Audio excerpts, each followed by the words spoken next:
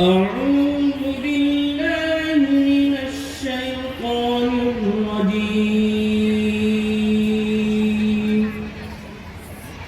بسم الله الرحمن الرحيم.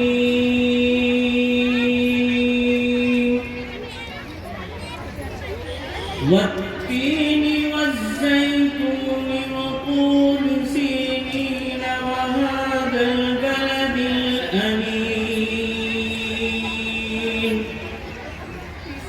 لقد خلقنا الإنسان في أحسن تقويم ثم رددناه أسفل سافلين إلا الذين آمنوا وعملوا الصالحات فلهم أجر غير ممنون.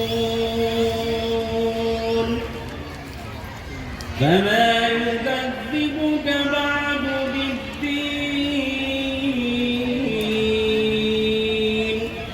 أليس الله بأحكم الحاكمين؟ صدق